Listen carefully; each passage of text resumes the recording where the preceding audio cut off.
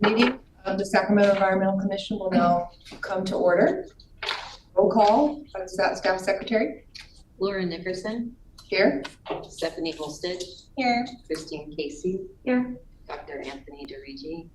Richard Hunn. Here. Eugene Lee. Here. Gage Marchini. Here. Jacqueline Toda. Here. Mark White. You have a point. Thank you. At this time, we would like to have the commissioners introduce themselves. We'll start on this over here with Mr. Marchini. Good evening, everyone. My name is Gage Marchini. I am a Sacramento County appointee, and I am an environmental and land use attorney. Jacqueline Todak. I am a City of Sacramento appointee, and I am an environmental planner. I'm Eugene Lee, appointed by the City of Elk Grove, retired from the California Energy Commission. I'm Laura Nickerson, appointed by the County of Sacramento. I'm a retired registered nurse, and as well as I do animal and wildlife rescue and rehabilitation. I'm Stephanie Holstedge. I am appointed by the City of Sacramento, and I'm a senior environmental scientist with the State Water Board. I'm Richard Hunn. I was appointed by Sacramento County, and I'm a retired environmental planner. Christine Casey, appointed by Sacramento County, and I do freight policy at the California State Transportation Agency. Thank you. At this time, we will take any public comment. Any members of the public have 3 minutes to comment on each separate item. Is there any comments from the public? No comments. No? Okay, moving on. Agenda number 5, we had some commissioners attend SMUD's virtual forum on the future road to zero carbon. And I believe Eugene Lee and Gage Marchini were the commissioners that we had. I think Tony attended too, but he couldn't come tonight. So I'm going to turn the floor over to Eugene and Gage, and we'll go ahead and start, I guess, with Eugene, and then Gage will follow up with away from the center, from the conference. Thank you. Thank you very much. Slide, this is the 2030 zero carbon plan. Let's move on to slide. So sorry.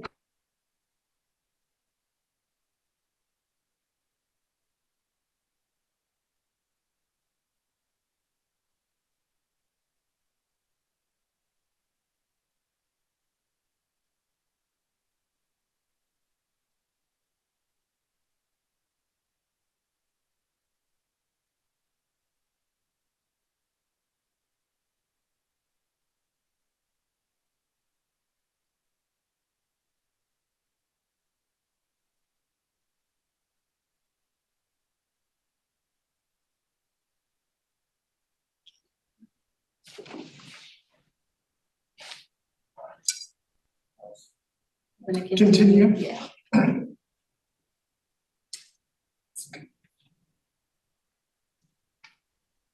Advance the slide, please. Yeah, these are introductory slides. Tell me when. So, yeah, so let's go to the next slide. So difficult to read, but let me just give a summary here. So the goal of the plan is to eliminate 100% of the GHGs and produce the energy sources through electric generation by 2030. And currently, SMUD is in quote unquote in the transition phase of this plan. And so you'll notice in this slide there are 4 strategies at work. First, the goals, I'll call them goals 1A and 1B, just to make it easier. You'll notice that there's a $2.5 billion investment to 2 things. One is the repurpose of natural gas generation, and the second is to expand proven clean technology, which I'll go on further in the slides. The second is piloting brand new technology, very innovative technology pilots. The third on the bottom is pursuing financing. And the fourth is ensuring that the plan is meeting community benefits, which will be further discussed. Gabe, do you have anything to add on this? It's Gage, but Gage, no, I yeah. do not on this, thank you. Yeah, so repurposing timelines is the next slide. So you'll see here is a timeline that it's currently staging to replace 2 power plants with renewable and storage resources. We're in that phase right now. And note the delay to 2026. These annual reliability studies are baseline work that will carry out to 2030. So that gives MUD just the ability to kind of pivot, recalibrate the activities in this plan. You also see in 2027, there's this Carson project and this Procter and Gamble project will also go into. I'll just jump in briefly on those 2 projects that were slated to begin this year. The Country Acres project is estimated to provide enough zero carbon electricity to power more than 80,000 homes, which is the emissions equivalent of taking more than 25,000 cars per year off the road. And it was originally slated to begin construction later this year with an online date of 2026. The project start has been delayed, so I'm not sure. I assume we can probably guess about a 2-year delay on the completion date, putting them at around 2028, which is cutting it close to their 2030 goals, but still on time. There was not much information available on the Coyote Creek project. It looks like it's still in earlier planning stages than the Country Acres project. I have a question. Are these projects named after communities that are going to be built? Like Community Acres project, is that like a community that's gonna be built at some? I'm not sure. Somewhere? I'm not sure if on the naming conventions. I don't recall them bringing that up Oh, or okay. anyone asking. All right, it's because it sounds like a neighborhood, Coyote Creek project, Community Acres project. It very well could be. Yeah, okay. How are they repurposing the natural gas plants? Are they doing hydrogen? Are they renewable natural gas? It just says solar. So my understanding is these are the sort of offsets that once these projects are completed, they'll be able to offset the power load that was being met by like the McClellan plant. Now, I'm not certain if or what the plan, I know there is a plan for what to do with the facility once they're able to, once they don't need to rely on it, but I'm not sure what that is. Oh, I see, they're not I see it. It is offsets, they're not constructing a Well, new facility. The plan says they're gonna retire those plants. Yes, but I don't know, what I thought Christine's question was, is what's gonna happen to the facility afterwards? Do they have a plan to convert it to something like, what did you say, hydrogen production or some other renewal? And I don't know the answer to that question. I believe they mentioned that they do, I recall them mentioning a plan, but again, the audio unfortunately was not super clear on that. Yeah. And so the Campbell is listed as the power plant, the Sacramento Power Authority at the Campbell Soup facility. And so the Country Acres and the Coyote Creek projects represent the solar and storage replacements to those retired facilities above. Oh. Yeah. I wouldn't be surprised if they did maintain those facilities because Sacramento is gonna be the green hydrogen hub. There's a proposed program called Arches. That's supposed to be starting later this year. So if there's, because they're pioneering all of this technology here, there could be a use for it. Otherwise, it probably would just make sense to decommission and get what you can out of machinery. Next slide. So this also tells you what's been happening in the past. The plan was developed. completed projects related to solar, geothermal, and storage, and wind. I think that's like a 4 or 5 Solano project. So in different phases of completion, I think the final phase of the Solano project is completed. I think that's 2024 on the bottom of the bar. Though we can't see that on the video.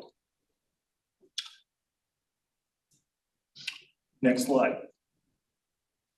This is going forward. And so there is a Slough House solar project, as well as in 2026, a storage and solar storage project being planned, as well as a carbon sequestration project in 2027. Next slide.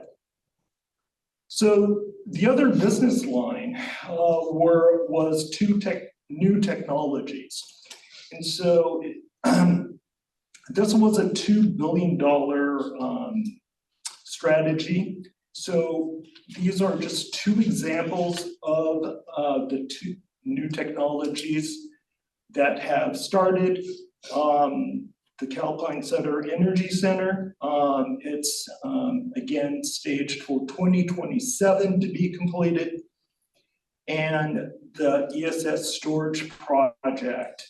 I actually listened to a presentation from ESS a couple of months ago, and it's a fascinating clean storage project that 2 of these boxes, and this was deliberately designed this way, these crates, and 2 of them would actually represent 1 megawatt of power and power more than 750 homes.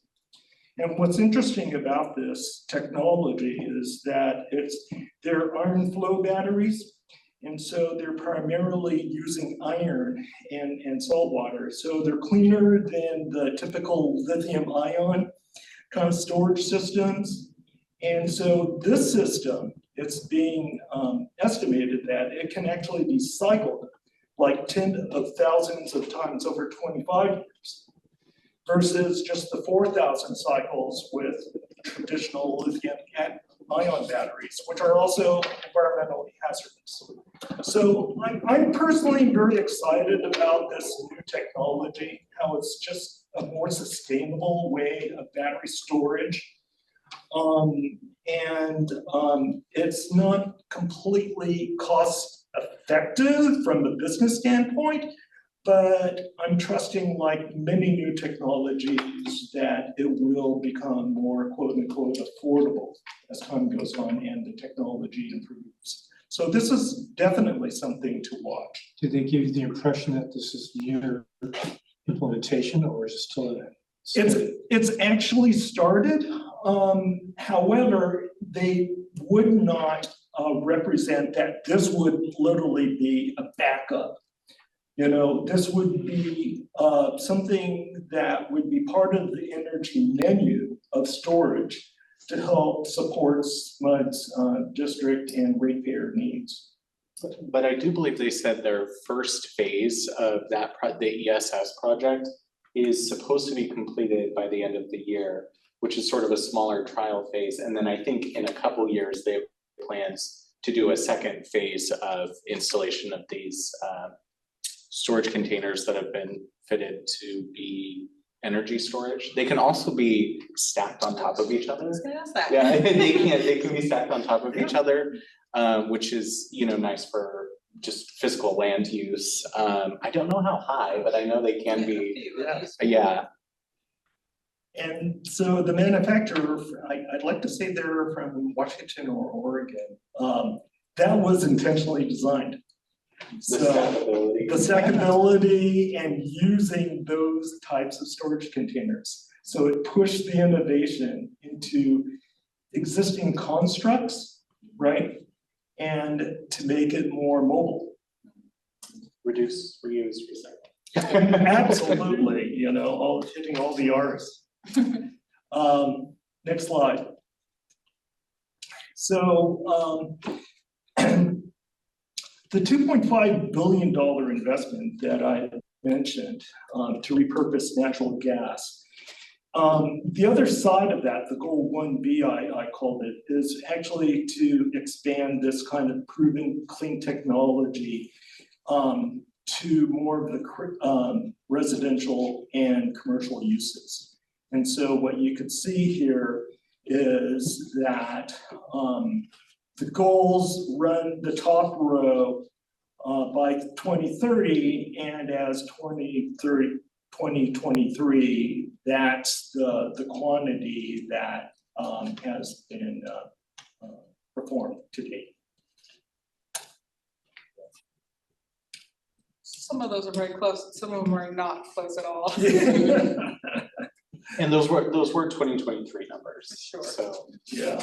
I guess there's 6 months that they've done quite, and this year there have been a number of projects that came online, but those numbers were residential installations, I believe, so.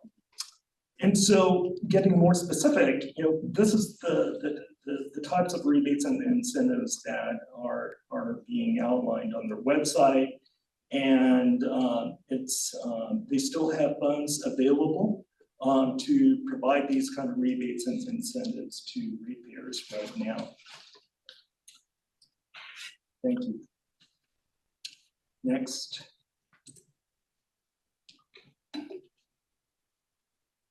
And if you don't have solar and you want to participate in a program called Solar Shares, they offer this, and it's a community solar type of model.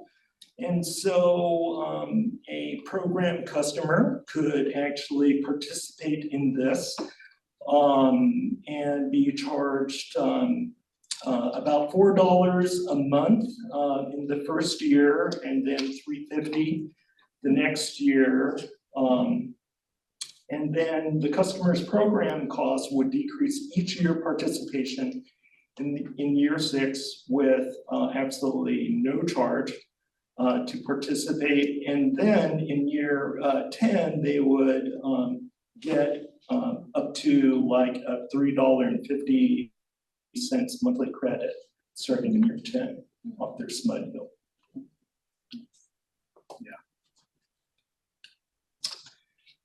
I wonder if that stays with your account or your house though. Yeah. People don't live in the same house for 10 years that often. So Yeah. if it stays with your SMUD account, then if you stay in the same area, then that's fine, but otherwise, That's a it's good gonna point. benefit very few people. I imagine it probably stays with the house, because I know one of the ways they're rolling out that program is development projects for developers can sort of set the community up that way, where there is like a community solar field, but maybe that's only those circumstances, and in other homes that weren't set up with that connection, maybe it can travel the account. I'm not- I have a question. Did they talk about the lower socioeconomic neighborhoods and how the incentives, of course, only can work with people middle and upper middle class income? I'm wondering if they mentioned anything about the lower socioeconomic communities, how they were going to help install. There's a slide coming up that relates to community impact. But from what I heard, there wasn't a lot of concrete specifics about that. But there is a slide coming up. Okay. And so they provide technical assistance for EV buyers also, so that they're marketing. Next slide. So this relates to goal 3 with respect to funding. And so they were showcasing how they actually secured some DOE money for smart grids, as well as the Calpine carbon capture sequestration project, and also receiving a REACH grant from CC. This goes to part of what you had mentioned, Laura, about deploying equitable infrastructure to multifamily residences, right? And in those type of under-resourced communities. Right. Okay. This is the slide where they were addressing that fourth goal to maximizing community benefits. Keeping these part of their compass of work, workforce, and ensuring that they're not raising rates beyond the rate of inflation.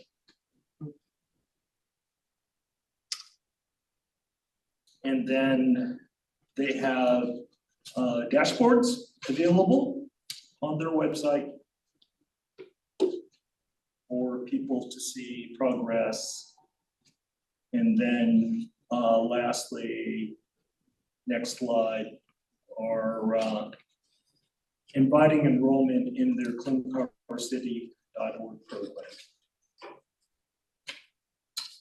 That's the substance of the presentation. Get 99 tips on being energy smart, 99. I have to check that out. Was there any questions or discussion on their ability to actually achieve these numbers by 2030? You know, the disclaimer of annual evaluations, you know, was referred to, you know, during the presentation. Not a lot of specifics, but that need to recalibrate as needed. They're not completely sure on the subscription of ratepayers to the programs. And that's actually part of the formula, isn't it? You know, it's not just what SMUD is doing, but getting buy-in from ratepayers and you know, both residential and commercial. That's a harder lift.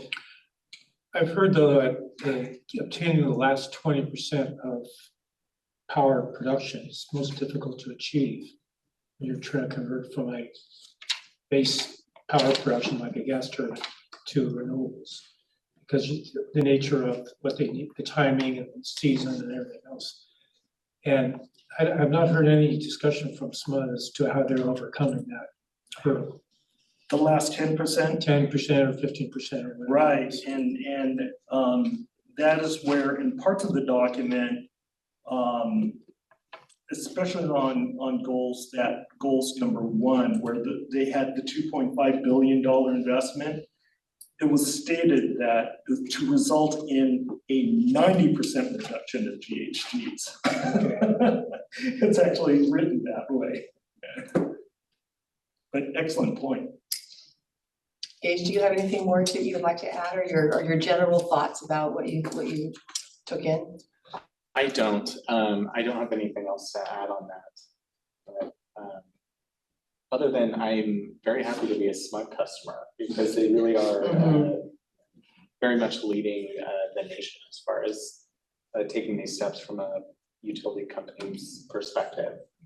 Yeah, I'm very encouraged from what I heard from both of you, you know, actually, so thank you. Thank you, Eugene, and thank you, Gage, for looking into this and getting us an update. And I can faithfully say that having worked at the CEC, that I can be a proud supporter of SMUD too. Okay. Compared to Customer.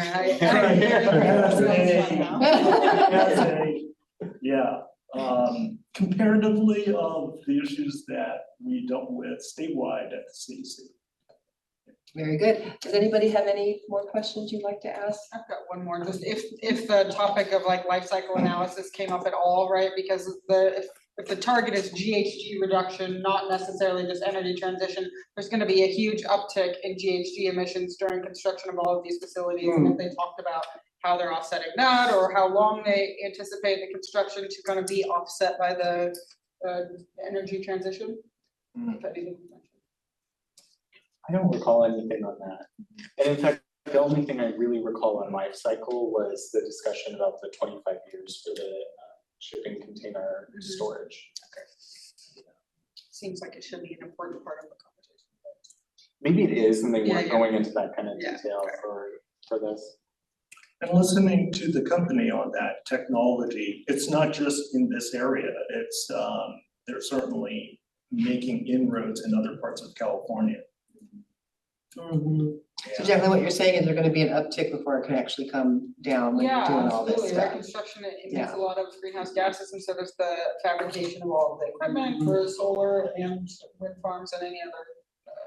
Yep. They're probably just assuming that that's an evil part of it, you know? Yeah, and it has to be, right, like, Yeah. are you looking at like a 10-year horizon for that being a net balance? Very good. Last week, I did some back of the envelope calculations to see how much it would cost to install a battery in my residence. And based on what I did, is it'd take like 195 years to pay myself back. Mhm. Yeah, So without the rebates or without some kind of partnership, it's just not gonna happen. Right, I know, right? yeah, for solar, we did SMUD's calculator at our house also, because we have a townhouse downtown, and we use such little power that the payback period was 17 years. Yeah, we did that too. With the solar. Well, I'm years grateful back, that yeah. the utilities are so low that it would take such a long time, there's no way to Yeah, install solar at that rate. yeah, for But the sure. community benefit program, or the $4 a month to contribute to more solar, you know, it's perhaps a good investment. Right. All right, that's it. Again, I thank you both for doing that very much. Appreciate it. All right, onward on agenda item number 6. We have the Sacramento County Sustainability Update. John Lundgren, I believe, he's on there he is, the Sustainability Manager of the county. Hi, John. Good evening. Good evening. How's the audio? Good. Okay. Well, good evening, everybody. Good to be with friends again. Good discussion there about SMUD. Regarding the Coyote Creek, that's a project proposed in Sacramento County, and that name came from the applicants. That's their marketing name. And that's a solar facility proposed out on Scott Road between US 50 and Rancho Murrieta. And so the county is the lead agency, and we're still not done preparing the environmental impact report for that. So that is a very good one for you to watch, and just stay informed and stay educated so that you can be the great advisory body you are when that comes forward. Let's see, I'm sure you all saw the email from Jill, who received communication from Todd Smith, the planning director, that the planning department released the draft climate action plan for 2024 today. And so congratulations to Todd and the planning department. And really, I just wanted to provide myself, if you had any questions about that, I'm tangentially involved, of course, and I can help answer anything. But what I wanted to say regarding that was there's going to be a lot of energy involved in what is now a 45-day public review period to review the CAP, and more importantly, the subsequent environmental impact report that was prepared to go along with that. And so I know a lot of groups, I want to be careful and honor agendas, and that we're not scheduled to talk about this, but a lot of groups are going to talk about how they're going to comment and what they're going to comment. And my request as the sustainability manager, and what I think would be helpful for me to help advance the mission of decarbonizing the county, is comments that really help the county leadership focus on priorities. And why I say that is, as I am working to advance sustainability in the county, not many people just are brazen enough to say, I don't believe in it, John. And I don't mean climate change. I mean sustainability and just preserving our resources and being fiscally responsible. Most people don't just come out and say, well, I don't believe that, John. But what they do say is, John, I don't have time for that. Right now, a new high-rise jail is my priority. Right now, a new safe stay village for homelessness is my priority. And I am working really hard with the county to make sure that everyone understands, in the face of priorities, that is not an excuse to do nothing on sustainability. And so really working to elevate some of those co-equal goals and some of those co-equal benefits where, hey, we can actually help address homelessness, quality of life, maybe even law enforcement and incarceration rates, by addressing climate change, by making this a better community to live in. And so I just want to, as you deliberate these issues in the future, priority, and building consensus around priority is what will really help me. And so if you ask me, what is that priority? If I had one thing that I could accomplish in the next 2 years, that would be to position the county to be ready with the next state building code on the triennial cycle to have the county prepared to adopt a REACH code based on energy efficiency that requires us to install to the maximum that is cost effective, the best and most energy efficient equipment and appliances. Notice I didn't say fuel switching or ban natural gas, because that is what we saw the region and a lot of players waste the last 5 years on doing the Berkeley fight natural gas ban, right? And so we see a clear and unthreatening legal pathway to set an example and to lead and do something better than the state codes by concurrent with that next code cycle, adopting REACH codes, maybe not even for Sacramento County, but for the region. I'm cooperating with the city of Sacramento and Elk Grove right now, partnering with SMUD to go after a California Energy Commission grant to maybe help fund us to do that. And so again, those would be REACH codes to reach beyond the state codes, but in the realm of energy efficiency and requiring our people, our citizens, and ourselves to make energy efficient upgrades to the maximum cost effectiveness practical. And so kind of that's my kind of my urge and what I want to raise your awareness to tonight as you go about evaluating the climate action plan and developing any thoughts you may have on it, either as a group or personally. And so with that, I'm available for questions. And I will also say, Jill and group, I just installed my own heat pump water heater. It's 110 volt only, shared 15 amp circuit. So at a future meeting, if you'd like to hear the nitty gritty, the pros and cons, what I like, what I don't like, I'd be happy to share. Interesting. Thank you. Thanks, John. I believe we're having Todd present next month, is that correct? Right. And then the comments, what I'm getting from you when you're talking about priorities is you would like to see the commission come up with, let's say, our top 3 consensual priorities or something like that, is what you're saying? You'd like, that you think is beneficial? That is my opinion of what would be beneficial. I Rather absolutely, than a long laundry list. yes, that is, I've really thought a lot about it. And it's hard to say that, right? Because so much is important to everybody. But if we reflect back on the 2021 greenhouse gas inventory and what our emission sectors are, we've heard it here before, that is dominated by building energy and transportation, right? And so one thing that where the county has a more direct nexus to utilize some of its police powers, of course, is in the building energy place, whether that's new construction or remodels. And by choosing that energy efficiency route, we still preserve someone's choice to go gas if they can pencil it out and make it energy efficient. And we're not doing fighting a gas ban that puts us sideways with federal law regarding preemption. So yeah, my recommendation is we build consensus as a stakeholder group so that the Board of Supervisors can understand what we might need to be working on in the first 2 to 3 years to maximize our bite at the apple. And it was about 33 months ago I came into this position and I was saying, we want to bring a REACH code on with the next code cycle. And that was the code cycle that's already passed us by a year or 2, right?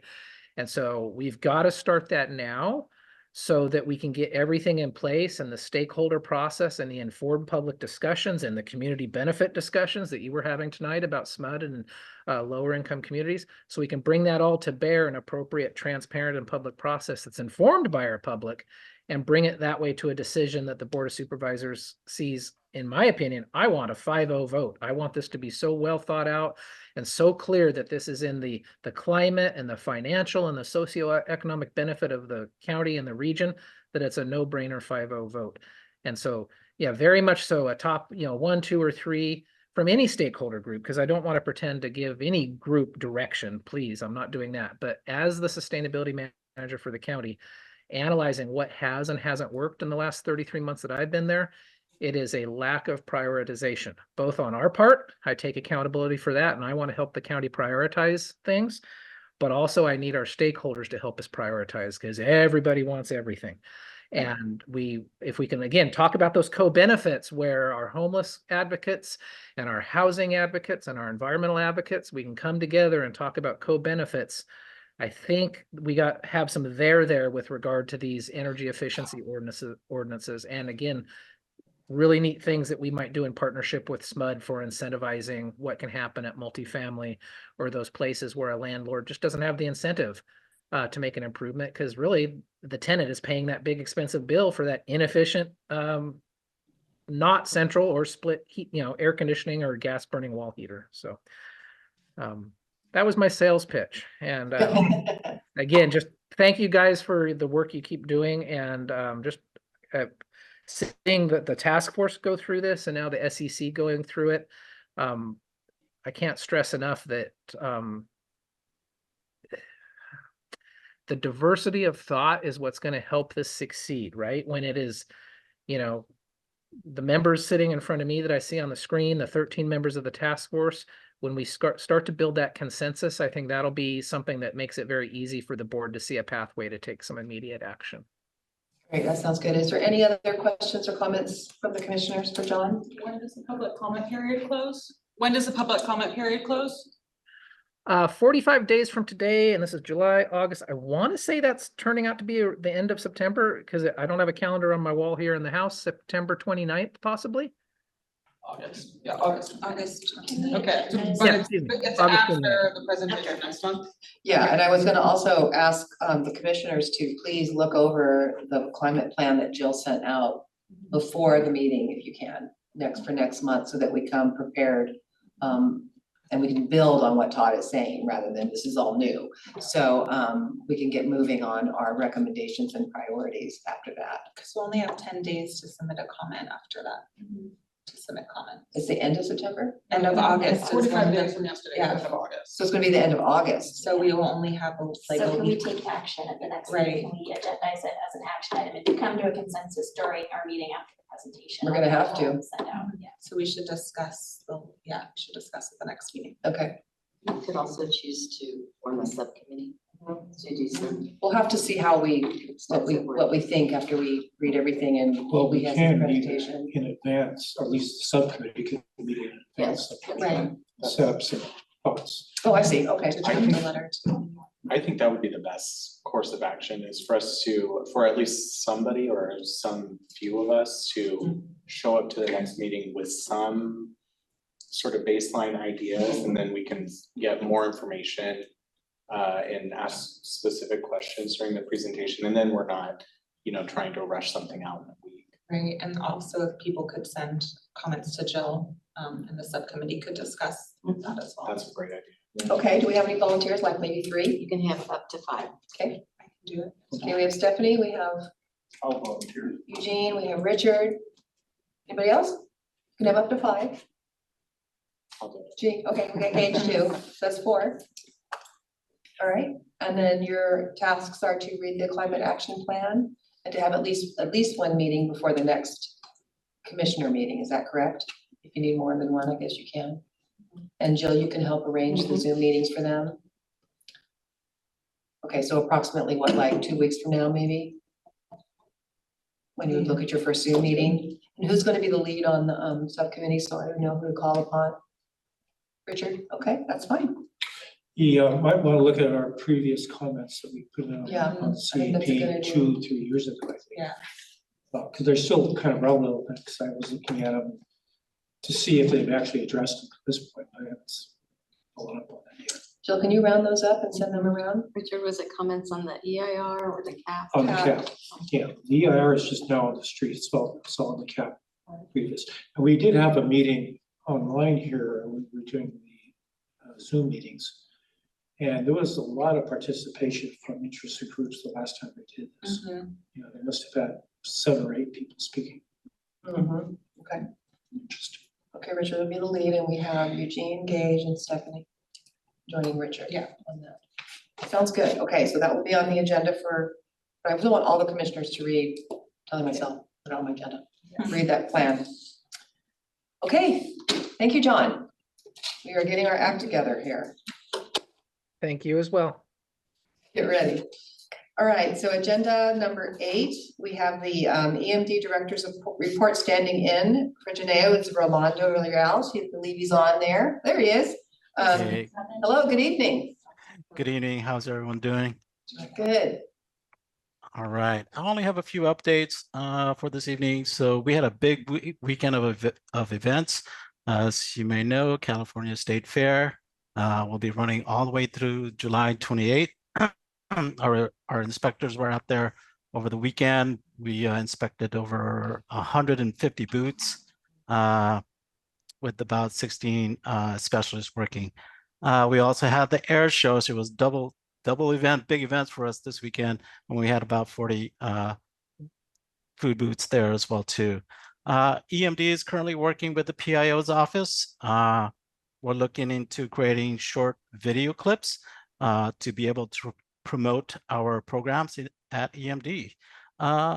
To give you all a sample of the video clips, I'm gonna try to play the video. If not, Jill, if you can help assist me with this one. So I'm gonna share my screen first. I'm gonna give it a go. Okay, this video clip was from the health inspections for the state fair. Let's see here. Let's see. I like his background. I want to be there. No.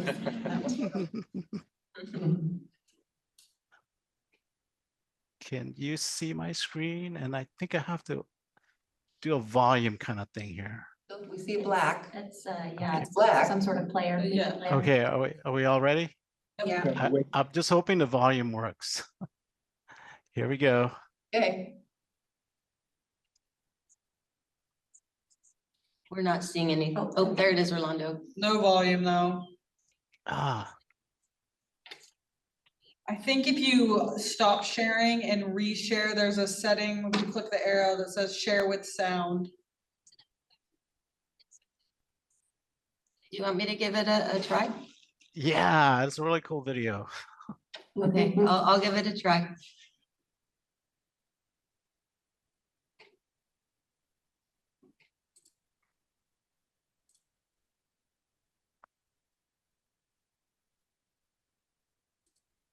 Hi, my name's Emily. I'm one of the health inspectors with Sacramento County.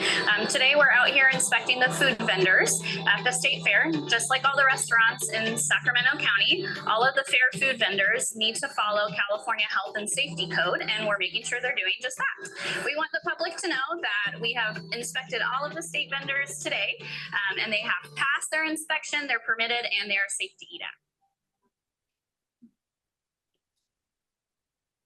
Thank you, Jill. So that's what's currently going on in EMD. I mean, we're working on these short video clips to kind of promote EMD and all the different programs that we have. I know that the environmental compliance side of the house, they're currently working on some cross trainings for many of their different programs. Other than that, that's it for me. Any questions? Anybody have any questions for? I noticed that the inspector was not wearing gloves. Was that protocol or is that like? Yeah, typically it's not necessary for the inspectors to wear gloves when we're doing especially these types of inspection where we have to go in from one food booth to another. So we have to get in there quickly and out. And also gloves are not required for our specialists. They are required for some of the food facilities in terms of when they're making things like, you know, sandwiches and what have you not. And also really depends on the facility or what we consider the chain stores like Subways. I know that it's mandatory for their employees to wear gloves, and they're like another one would be like Chipotle, or mostly the chain stores are the ones that are required to have gloves, and that's just based on their practices and processes. Any other questions? Thank you, Orlando. Appreciate Thank it. you. Keep up the good work. Thank Go you. eat that bad food. You know, the fair, it's really great this year. You know, the specials are going to be there throughout the week as well too, all the way through July. So we're making sure that, you know, we're maintaining good food safety practices out there. Great, thank you. All right, agenda item number 9. Laura, can we go back to 7? Did I pass one? I did. I just didn't want to do that apparently. So we need to approve the draft minutes from June 17th. Are there any additions or comments or things that need to be changed on the minutes?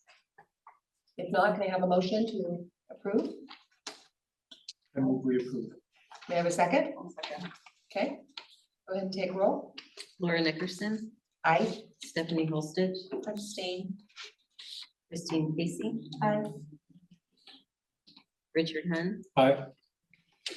Eugene Lee, Aye. Gage Marchiti, Aye. Jacqueline Toda. Aye.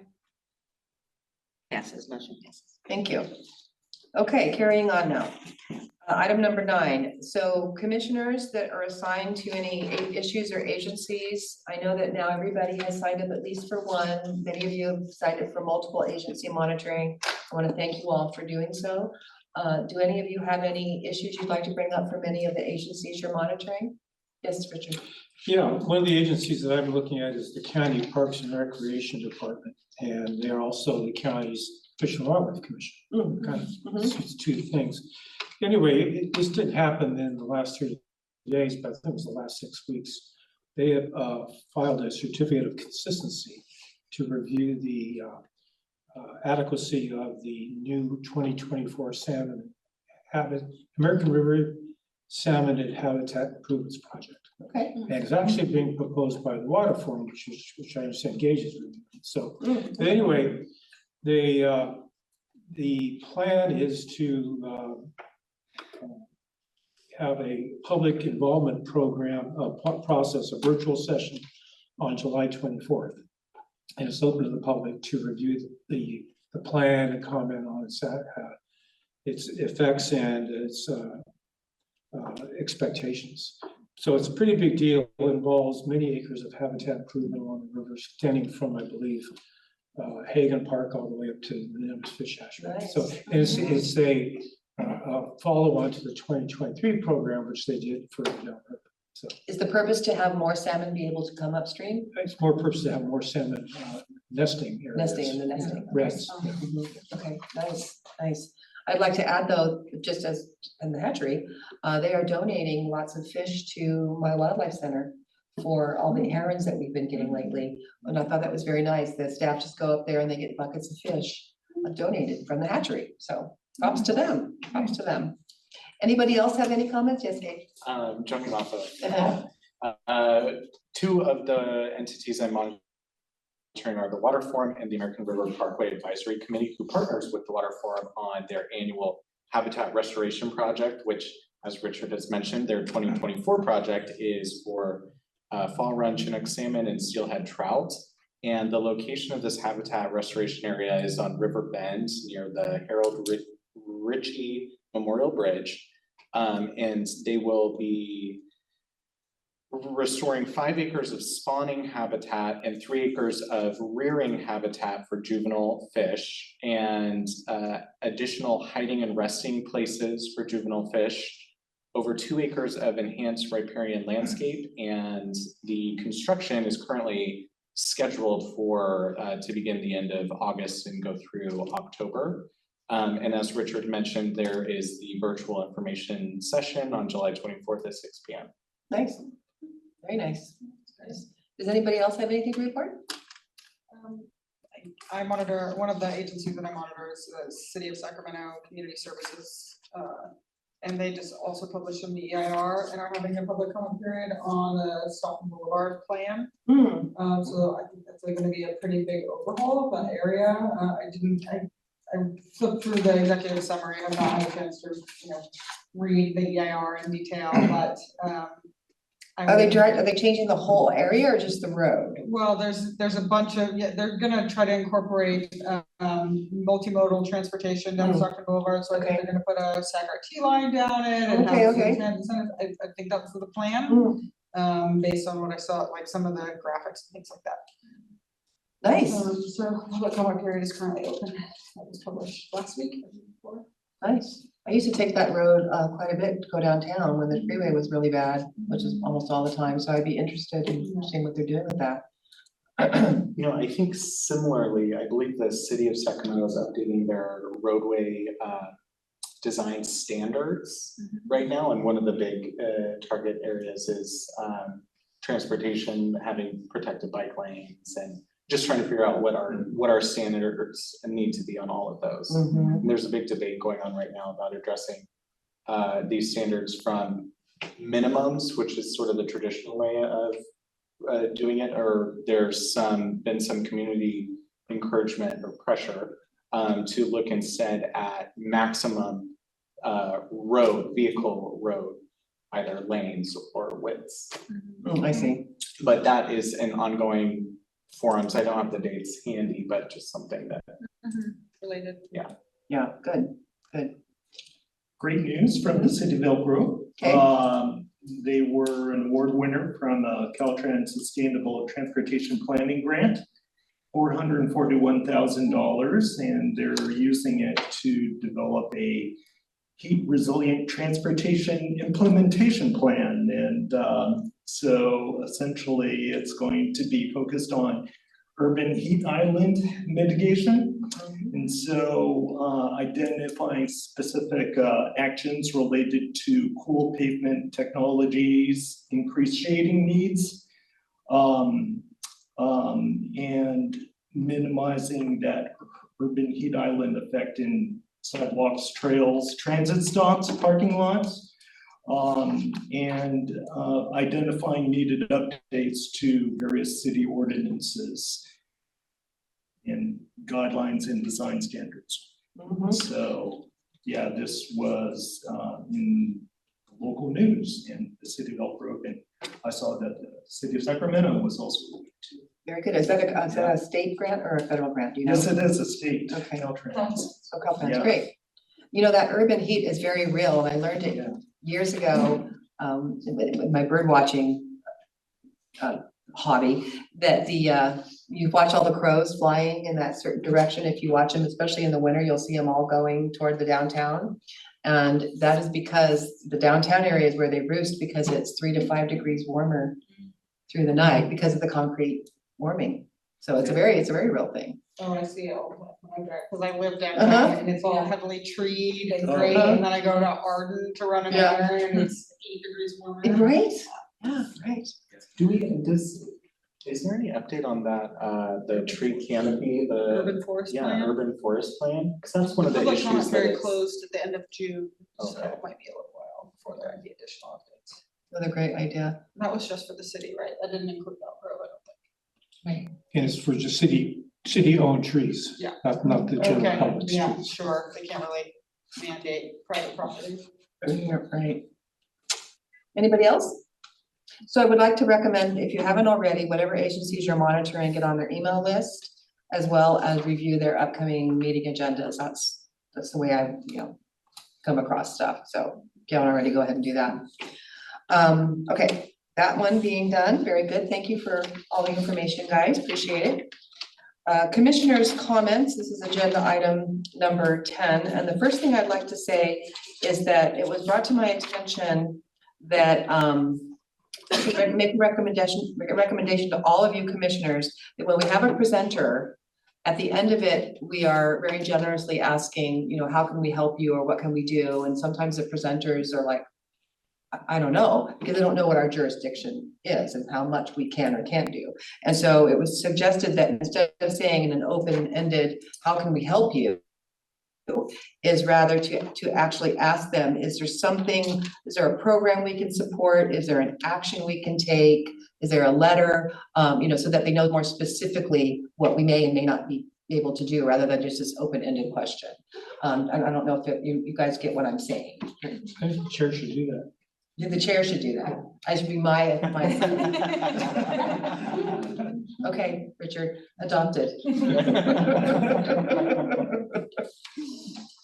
Okay, onward, awards committee update, Christine? Yes, thank you, Jill.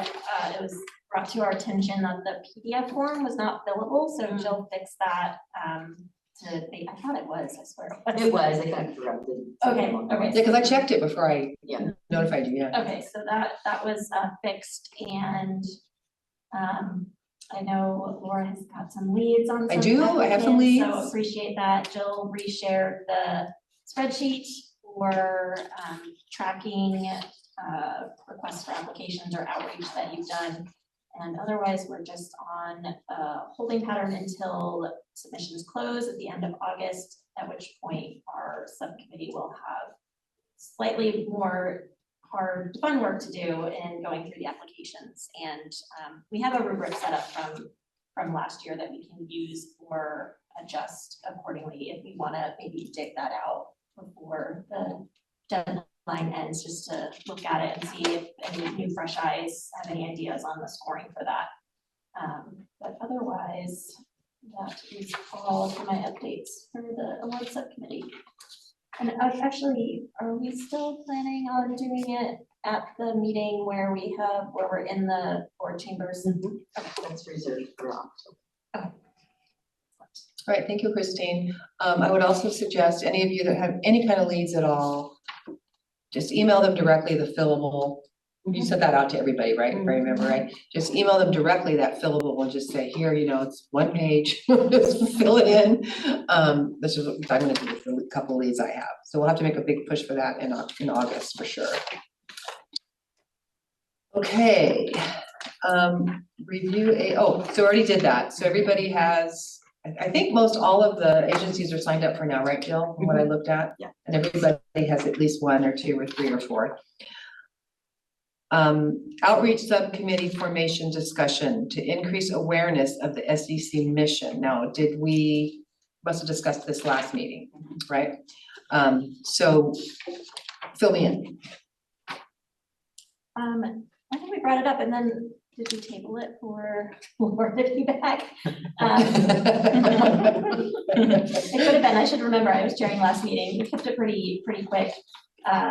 So I think we can, if we want to have a discussion now, we didn't miss much last month. We just mentioned that we had started, having some outreach to the bodies that nominate us, in addition to the ongoing conversation of trying to draw in other. I see. Does this piggyback on the thing that you put together that you would take? Yeah, so that's And like what part of Tom it. Molson had put together? Yeah, that you would- connecting with our appointing bodies generally, so they know that we're here and what purpose we serve, and then secondarily, or not like prioritize, but on another avenue of trying to bring in Citrus Heights and. There was also the point of, a lot of the county and city agencies aren't Right. aware of us. Correct. And so a part of this outreach was to extend ourselves to them, Mhm, either I with see. a package that Mhm, we could put together or something like that. mhm. Okay. Okay, I mean, it's obviously a good idea. The question I have in my mind is, do we have enough commissioners still willing to go on another subcommittee? We don't, don't want to burn you all out, so, what do y'all think? Who was the other city we were going after? Citrus Heights declined. Rancho. Rancho. And they also declined, or they didn't respond? He said it's a very interesting, great idea and they are. Considering it, Yes. kind of. Okay, yeah, that has to be like boots on the ground, face to face, working with, getting to know people kind of thing, yeah. Yeah. So that would be my question to the commission. I mean, we're missing 2 people also, well, 3 if we count Tom's seat. As something that I think is very important. And I think that it definitely needs to be on our agenda. The question is, are we ready to do it now? What do we think? I don't know if we know what we're going to do. But we need to figure out, is it going to be a 1-page handout? Is it Well, that a would be the face-to-face meeting? that would be the subcommittee's job. Yeah. And so my question is, are we ready do we have enough energy in this room to put a subcommittee together now, start working on this? I know Christine has done work on that flyer, and I know, Tom's no longer on the committee. So that's my question to you guys, is I think it's a great idea, I'm supportive of it, but do we have people willing to start working on it? Even if it's a once a month subcommittee thing.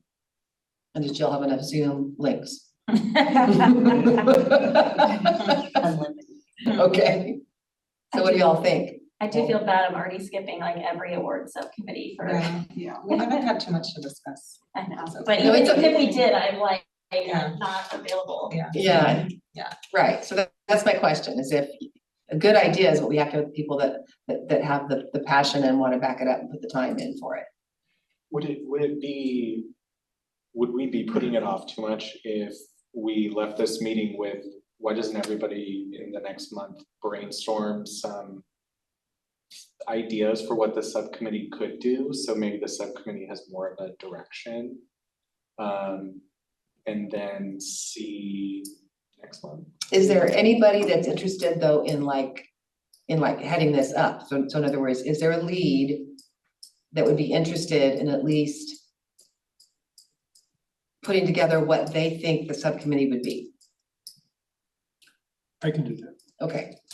So Richard, what I'd like you to do is put together an idea to present next month of what you envision the actions and the goals of the subcommittee to be, how much time it may take, and then we can recruit at least two other people to join you in the. Yeah, you can tentatively nominate Tony and Mark. Correct, absolutely. Absolutely, that's And what we our- did. for missing meetings. Our missing yet to be. And our yet to be person, correct? Yeah, so those of you that are Do we know not, the status of that, if they've already received applicants and they're. You know, sometimes it can take, in this room alone, it's taken 9 months for certain, positions. It really just depends on. Yeah, probably not a lot of people putting their hands up and vote. Oh, I guess it's also mild. Yes, they do, they have a, Yeah. an okay area to draw. Yeah.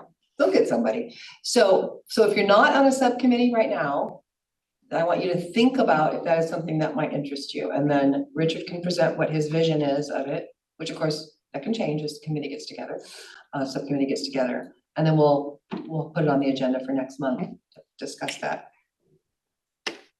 Okay, any other commissioner comments under that agenda item? Is there anything at all anybody would like to bring up, because we're coming to the end of our meeting? Short and sweet today. Okay, so our next meeting will be August 19th, and we will have, that one will be a pretty robust meeting. Bring your coffee and ready to go. We'll be right here at 6 p.m. And other than that, then the meeting of the Sacramento Environmental Commission is adjourned.